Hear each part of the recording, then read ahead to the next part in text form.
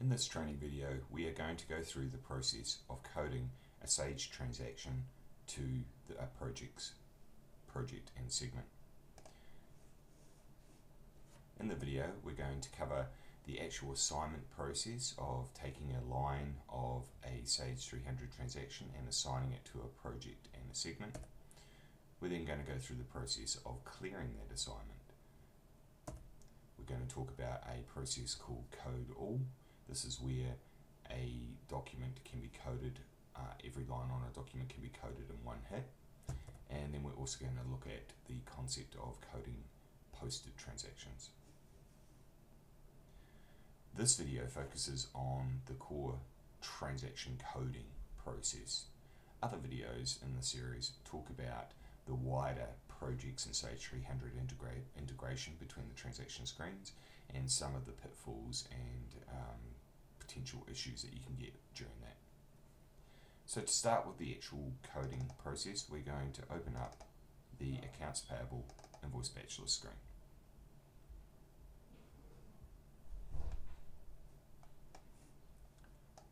And here we have the Accounts Payable Invoice Bachelor screen, and we're going to create a new batch.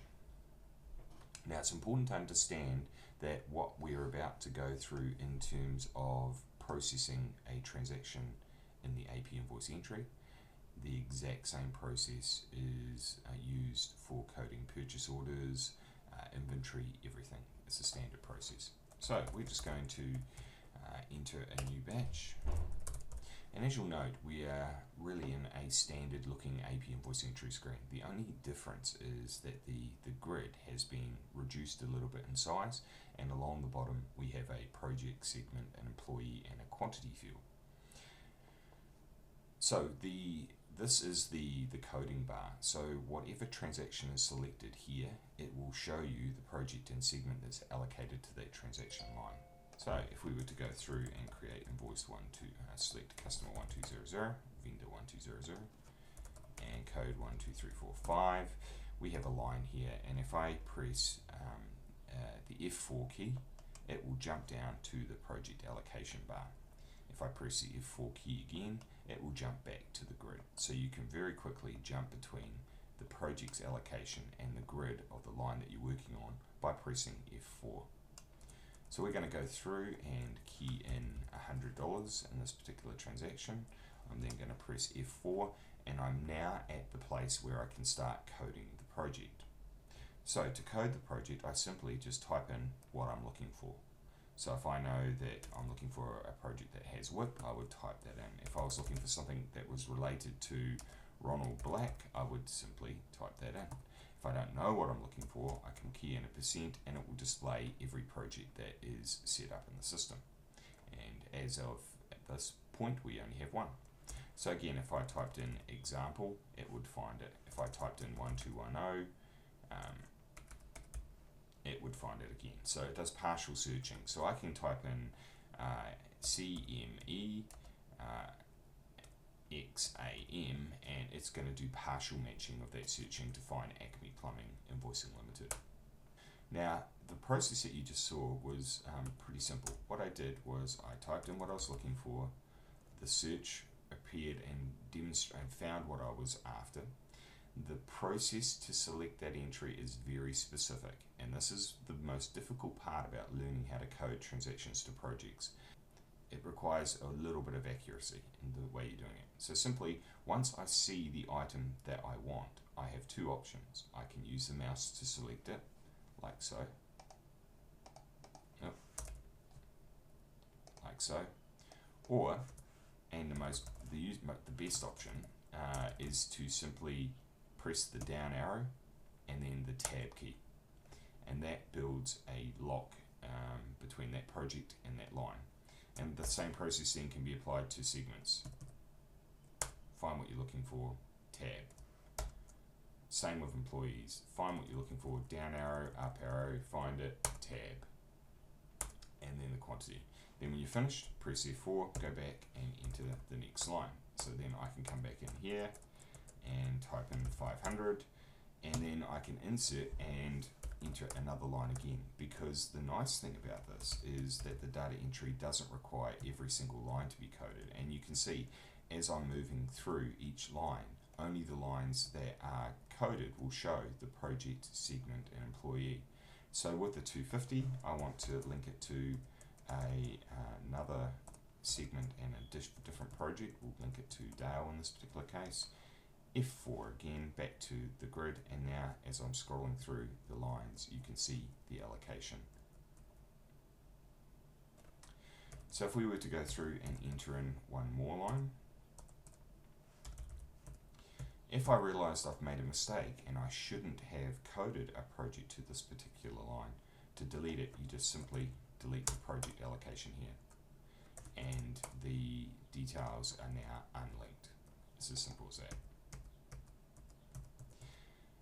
So for large documents where you have a large number of lines and that you need to code to a project, the system allows you to essentially copy what you have coded on one line to all the other lines. So this is really good if you're entering a purchase order for a project and it might have a lot of lines on it. You can code the first line and then you can click this Code All button and it will copy the coding from the first line all the way down to the next, and then from there you can just simply modify it. One other item that is useful to know is that there is a project related tick at the top.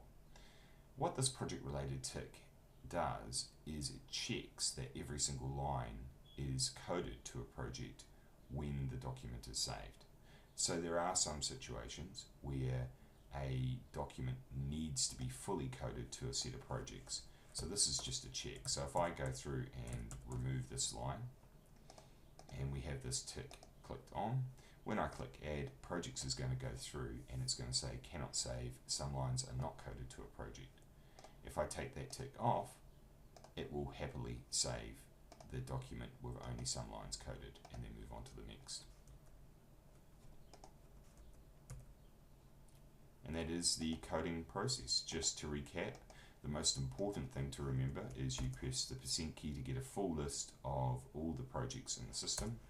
You can do partial matching, so if I type in MEM12, it will find this partial strings in that search, and then I press the down arrow to select, %, down and up arrow to find what I'm looking for, tab to select, and that's the process for doing data entry. The nice thing about the project's coding allocation is that it can be applied to a batch that actually has already been posted. So in a situation where you have an AP invoice entry batch like this one that has been posted, if the coding bar for the project segment and employee are blank, you can, even after the batch is posted, code it to a project. So this project is now coded. If I go back, you will now see, back in that particular batch, 19,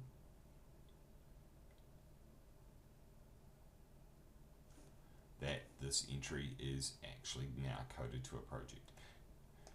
But it's not posted to projects yet because the batch has already been posted, so projects hasn't had a chance to post this transaction. So there are two options for dealing with that. The first is the repost button. Clicking repost will repost anything that has been coded to the transaction after it was posted in Sage. The second option is the project's day end would automatically discover that batch and post it at the next time it ran. So that concludes the process for allocating projects and segments to Sage transactions. As I mentioned before, the process for doing the allocation is exactly the same regardless of what screen that you're in. So if we move into the shipment entry screen in Sage, it's exactly the same process. F4 to jump between the two, percentage to find the list, ME12, down arrow, tab to select, down arrow, tab to select. Exactly the same process, exactly the same ability to repost. No matter what screen that you're looking at, whether it's accounts payable, accounts receivable, general ledger, inventory control, order entry, or purchase orders.